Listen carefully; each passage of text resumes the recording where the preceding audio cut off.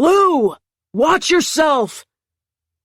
The shout comes a bare breath before the sound of crumbling masonry. Eula Blue, unwilling cleanup worker and self-trained shield mage, throws her hands over her head, a dome of pale, misty light forming around them as the rest of her team presses in beside her. This has happened often enough that they've learned the safest place to be during a collapse is as close to Eula as possible. The bricks raining down from above hit her shield and bounce harmlessly off, clattering to the pavement. The impacts stop. Eula holds the shield, watching the sky until she's sure the collapse is finished, then releases it and lowers her hands at the same time, sending the last of the dust and grit to join the rest. Her foreman is already striding toward her. He's a big, barrel-chested ogre, a riveteer by birth and allegiance, and he was openly dubious about allowing her to join the cleanup crews after the invasion. What good is some soft-handed little wannabe obscura going to do? He'd asked, and the other recruits had laughed, and any chance Eula would have been willing to try looking for another job had died. It was cleanup or nothing. Not that she likes the work.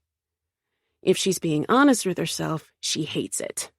It's all hot, muggy Chaldea air and physical effort, and tears in her clothes that she can't afford to have properly mended. But the work needs to be done, and her family needs the money. And so, here she is. The foreman waits until he's only a few feet away.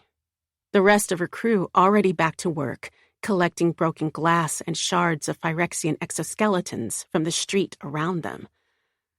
Elias is picking up the bricks that fell on them.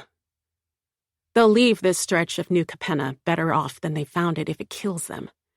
And based on what just happened, it still might. Blue, says the foreman brusquely. You think about my offer? Yes, sir. Make a choice yet? Eula composes her face. She needs this job, at least until she can save enough to hire a private tutor.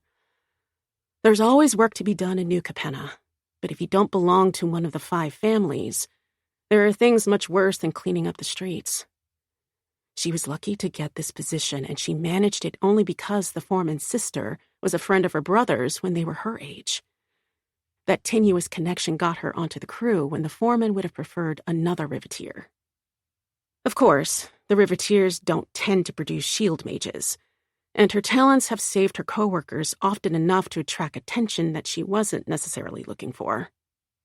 I'm still discussing it with my parents, she says as neutrally as she can. Not neutrally enough. The foreman frowns.